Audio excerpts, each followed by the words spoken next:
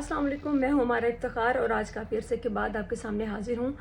आप देख रहे होंगे बांग्लादेश की सिचुएशन मुख्तलिफ़ प्लेटफॉर्म्स पे, सोशल मीडिया पे, मेन स्ट्रीम मीडिया पे, हर जगह पे। और वहाँ पे आपको नज़र आ रहा होगा कि शेख हसीना वाजिद जो वहाँ की वज़ीर आज़म थी, वो वहाँ से निकाली जा चुकी हैं।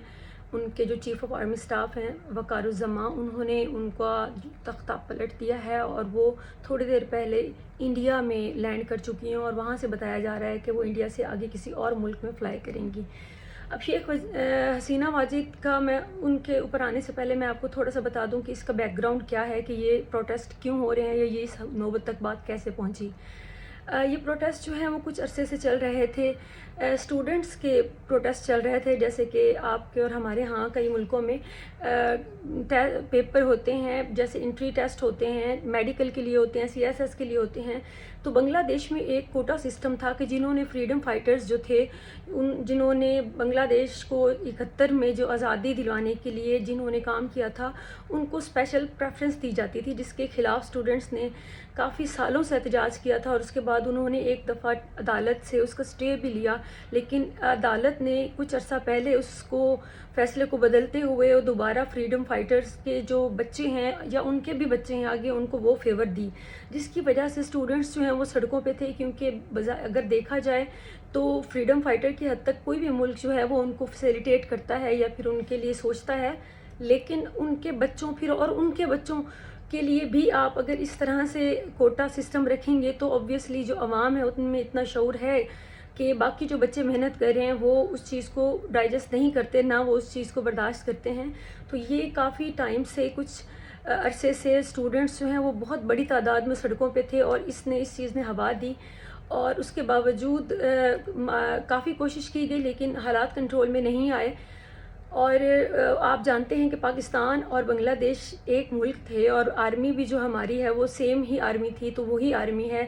और बांग्लादेश में ये कोई पहली बार नहीं है कि किसी वज़ीर आज़म का तख्ता उल्टा गया है या फिर उनको उधर मार्शल लॉ लगा, ये पहले भी हो चुके हैं।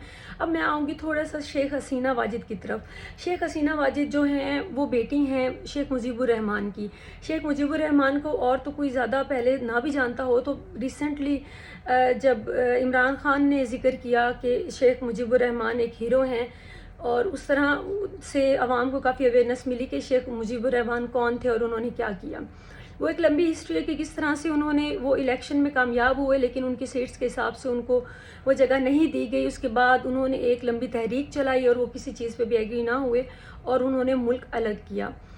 मुल्क अलग करने के बाद बहुत कम लोग ये जानते हैं कि 71 में अगर उन्होंने मुल्क अलग किया तो उसके बाद उनकी जो करप्शन की वजह से और उनकी मिसमैनेजमेंट की वजह से, उनके मुल्क को ठीक ना चलाने की वजह से 1975 में 1975 में ही उनके घर में जाकर उनकी आर्मी ने उनके बच्चों को, उनकी बहुओं को, उनके पोते पोतियों को और सबको बहुत ही बेरहमाना तरीके से कत्ल कर दिया था। ये उनका इंजाम हुआ था। और उनकी दो बेटियां जो एक शेख हसीना वाजिद हैं और उसके अलावा एक शेख रेहाना है, ये दोनों उस वक्त जर्मनी में थी पढ़ाई के सिलसिले में, इसलिए ये दोनों जो हैं ज़िंदा रहीं।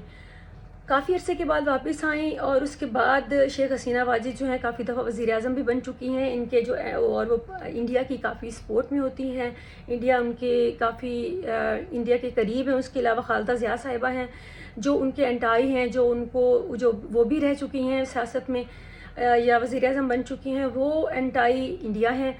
तो इस वक्त जो है वो शोर गुल आप सुन रहे होंगे इंडिया के, अगर आप उठाकर चैनल देख रहे हैं तो वहाँ पे ये मसाइल उनको दरपेश हैं, क्योंकि शेख हसीना वाजिद के जाने से ये ज़्यादातर नुकसान जो है वो इंडिया को होगा, क्योंकि उनका बॉर्डर जो है वो मिलता है। और बॉर्डर जब मिलते होते हैं तो आपको, जैसे हमारे अफ़गानिस्तान के साथ बॉर्डर मिलने की वजह से बहुत सारे रेफ्यूजीज़ जो हैं वो आपके मुल्क में आते हैं और आपको बहुत कुछ फेस करना पड़ता है और ये एक मुश्किल सिचुएशन होती है जिसको हैंडल करना पड़ता है। और उसके साथ साथ इन सब मामलात के साथ साथ वहाँ पे 12% तकरीबन आबादी जो है वो हिंदुओं की है, और जिनके लिए ये भी बताया जा रहा है कि वहाँ की बाकी जो कम्युनिटी है उनके ऊपर वो मजालिम कर रही हैं या उनको टारगेट कर रही हैं स्पेसिफ़िकली। तो ये भी एक बहुत बड़ा दर्द सर है इंडिया के लिए। और वहाँ पे बरमला ये कहा जा रहा है कि ये चाइना और पाकिस्तान की इसमें साजिश है, जबकि اگر دیکھا جائے تو سازشوں کو آپ اپنی جگہ پہ رکھیں، لیکن یہ کوئی نیا کام نہیں ہوا بنگلہ دیش میں. بنگلہ دیش میں پہلے بھی مارشل لا لگتے رہے ہیں، پہلے بھی فوج یہی کرتی آئی ہے، اور یہ سب کچھ کروانے میں اور بنگلہ دیش بنوانے میں بھی انڈیا کا ایک بہت بڑا کردار رہا ہے. مکتی بہانی کس کی تحریک تھی، کیسے سپورٹ ہوئی، وہ ساری جو ہسٹری ہے وہ آپ سب جانتے ہیں، اور اگر نہیں بھی جانتے تو کوشش کریں جاننے کی. میں ہمیشہ بات کرتی تھی، جب عمران خان صاحب نے بات کی شیخ مجیب الرحمان کی، تو میں کہتی تھی کہ آپ شیخ مجیب الرحمان کو میں کبھی ولن نہیں کہتی، لیکن میں ان کو ہیرو بھی نہیں کہتی. ان کی غلطیاں اپنی جگہ پہ ہیں، اور ان کی جو کمپرومائزز ہیں وہ اپنی جگہ پہ ہیں. ہماری جو ہے اس وقت کی اسٹیبلشمنٹ، ان کی غلطیاں اپنی جگہ پر ہیں. اگر انہوں نے ملک الگ کیا تھا تو آپ خود دیکھیں کہ کس حد تک انہوں نے وہاں پر اتنے 4 سالوں میں اس حد تک نوبت آ گئی کہ ان کے گھر میں گھس کے ان کے بچوں، پوتے پوتیوں، ان کے بیٹوں، ان کی بہوؤں، ان کی بیوی، اور ان کو بے رحمانہ طریقے سے قتل کر دیا گیا.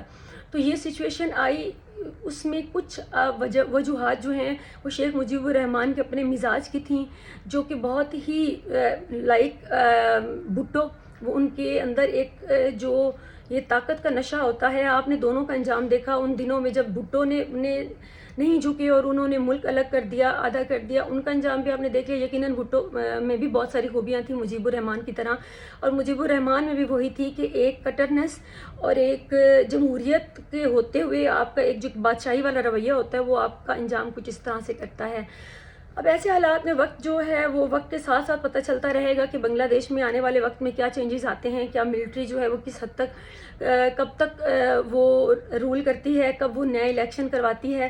اور اس کا ڈائریکٹ جو ہے وہ اثر اوبویسلی انڈیا پہ تو پڑا ہی پڑا ہے، لیکن پاکستان پہ بھی اس حد تک ضرور پڑے گا، کیونکہ ہمارے حالات بھی کچھ اس سے زیادہ مختلف نہیں چل رہے ہیں.